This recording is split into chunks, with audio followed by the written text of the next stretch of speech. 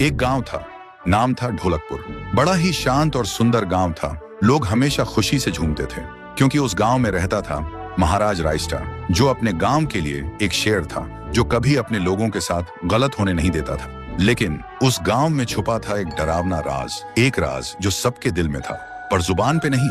गांव के बीच एक सूखा हुआ पेड़ था जिसे लोग कहते थे श्रापित पेड़।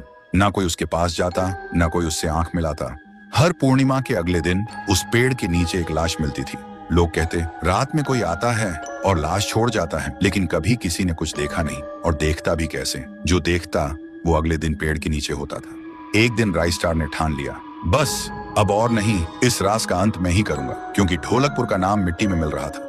फिर एक पूर्णिमा की रात रायस्टार चुपके से जाकर पेड़ के पास बैठ गया। रात के 2 बजे एक आवाज आई, tung tung tung tung tung tung tung tung tung सहूर।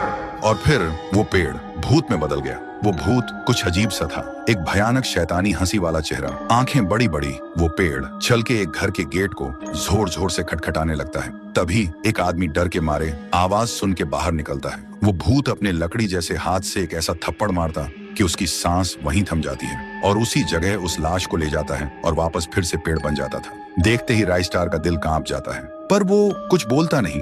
सुबह लोग भीड़ में जमा हुए और रायस्टार ने पहली बार उस पेड़ से बात करने की कोशिश की। पेड़ के अंदर से एक आवाज निकली, क्या तुम सब भूल गए मुझे? रायस्टार बोलता है, तू कौन है? पेड़ बोलता है, मैं हूँ ठुन ठुन ठुन साहुर। एक वक्त था जब मैं भी इस गांव का एक प्यारा सा बच्चा था, लेकिन 100 साल पहले मुझे इसी पेड़ से रस्सी बांधकर उल्टा लटका दिया गया, गांव वालों की आंखों के सामने, और मेरी मौत को तमाशा बना दिया गया, सिर्फ इसलिए क्योंकि मैंने एक राज देख लिया था जो लोग छुपाना चाहते थे। और उसी पल से मेरी रूह इस पेड़ से जुड़ गई।